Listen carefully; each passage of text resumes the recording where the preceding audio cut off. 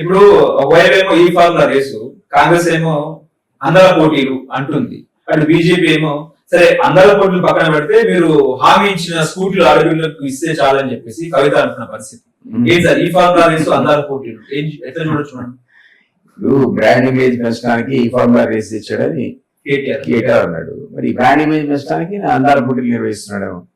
Hyderabad brand image కి పెద్ద అందాల పోటీలు తప్పని మనం అనలేదు. Can't say it it is international event, అది ఫేమస్ ఈవెంట్, అది యూత్ బాగా లైక్ చేసే ఈవెంట్ కాబట్టి జరగడంలో తప్పలేదు. హైదరాబాద్ కూడా one of the best places in India కదా. సో అక్కడ అందాల పోటీలు జరగడంలో తప్పే ఉందని నేను అంటాను. ఓకే, ఇప్పుడు రేపు మాకు అంటే పండుగ తర్వాత మంత్రివర్గ విస్తరణ ఉండే నేపథ్యంలో ఎవరికి ఇచ్చే అవకాశం ఉంది? ఇప్పుడు మొత్తం 6 స్థానాల్లో 4కి కేటాయిస్తారని నడుస్తుంది. రెడ్లకు, బీసీలకు, ఎస్సీలకు. ఇప్పుడు కోమటిరెడ్డి రాజగోపాల్ రెడ్డికి ఇస్తే కోమటిరెడ్డి వెంకటని తప్పిస్తారని ఒక చర్చ నడుస్తుంది. అదేవిధంగా కొండా సూర్యని కూడా తప్పిస్తారని, జూపల్ని కూడా తప్పిస్తారని మాట్లాడుకుంటున్నారు. ఇది ఎంతవరకు వాస్తవం అంటారు? ఈ తీసేవాళ్ళ గురించి నేను చెప్తే ఏం బాగుంటది పార్టీలో ఉండి, కానీ అంత ఈజీ అయితే కాదు తీయటం. అంత ఈజీ అయితే కాదు. కొత్త వాళ్ళని 4గురిని కానీ 6గురిని తీసుకోవాల్సిన అవసరం అయితే ఉందని నేను కూడా అంగీకరిస్తా. ఎందుకంటే అడ్మినిస్ట్రేషన్ ఒక సీఎం దగ్గరే విద్యాశాఖ, సీఎం దగ్గరే హోంశాఖ, సీఎం దగ్గరే మున్సిపాలిటీ పెట్టుకోలేడు. ఆయన ఎన్నో పెట్టుకుంటాడు. అది పెద్ద ఓవర్ బర్డెన్. అది ఆ సబ్జెక్ట్స్ అని సపరేట్ మంత్రి ఉండి, శాఖ ఉండి వాళ్ళు డీల్ చేస్తేనే బాగుంటుంది. కానీ ఆల్రెడీ తనకున్న బోల్నంత వర్క్ లోడ్ లో ఈ వర్క్ లోడ్ నెత్తి వేసుకున్న కరెక్ట్ కాదు. కాబట్టి కొన్ని కారణాల వల్ల ఎక్స్పాన్షన్ వాయిదా పడ్డది. కుల సమీకరణాలు, మీరు అన్నాక ఈక్వేషన్స్, కానీ హై టైం ఇప్పటికైనా శాఖలు ఎక్స్పాండ్ చేయాల్సిందే. మీరు అన్నట్టు మరి ఒక రెడ్డి గారికి ఇస్తే ఓబీసీకి ఇవ్వాలి, ఓబీసీకి ఇచ్చినప్పుడు ఎస్సీకి ఇవ్వాలి, ఎస్సీకి ఇచ్చినప్పుడు ట్రైబీకి ఇవ్వాలి, ఆర్ మైనార్టీకి ఇవ్వాలి. మైనార్టీకి సంబంధించి ఎవరు లేనట్టున్నారు మరి, but I don't know. But ఇవన్నీ కారణాల వల్ల ఆ కుల సమీకరణలతో పాటు ఈ రోజు క్యాబినెట్ కూర్పు అనేది ఎక్స్పాన్షన్ ఉండబోతుందని అయితే అనుకుంటున్నా.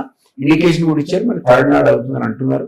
అయిన సందర్భంలో మనకు డెఫినెట్లీ ఓ రెడ్డి గారిని, ఓ ఎస్సీని, ఓ ఎస్టీని, ఓ బీసీని మనం చూస్తాం.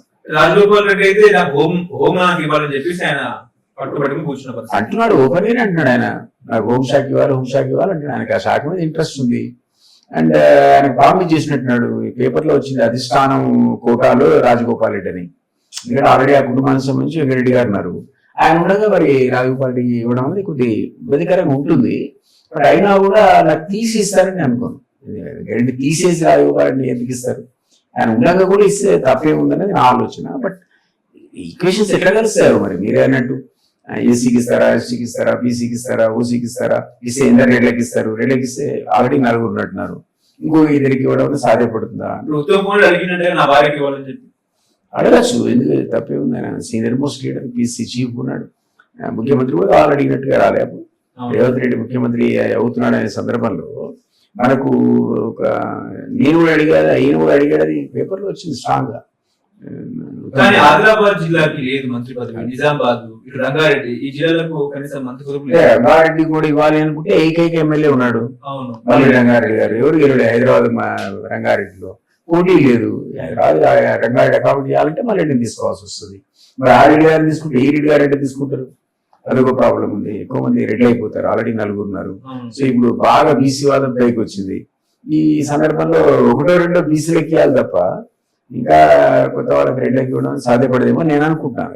సీఎం ఇష్టం అది. అల్టిమేట్ గా క్యాబినెట్ కూర్పు ఏంటి, ఆయన మీద ఒత్తిళ్ళు ఏంటి, అధిష్టానం ఏమో ఆలోచిస్తుంది అన్నది వాళ్ళ డిమాండ్. కానీ వాళ్ళు డిసైడ్ చేస్తారు, వాళ్ళ హైకమాండ్ డిసైడ్ చేస్తుంది. కానీ బట్ నా ఉద్దేశంలో అయితే డ్రాప్ అనేది లేకుండానే ఈ 4 కొత్త వాళ్ళకి ఇస్తారని నేను అనుకుంటున్నాను. ఇప్పుడు విజయశాంతి పేరు కూడా వచ్చింది తెర మీదకి. ఎమ్మెల్సీ కూడా వచ్చే అవకాశం ఉంది. ఆమె కూడా చెప్పలేము, ఇవ్వకూడదని ఏముంది. ఆమె కూడా పాపం ఆస్పిరెంటే కదా. ఆమె కూడా హోంశాఖ వాళ్ళు అడిగినట్టు ఇక్కడ అది అడిగిందో లేదా స్పెక్యులేషన్ చెప్పలేము. ఈ కాన్సెప్ట్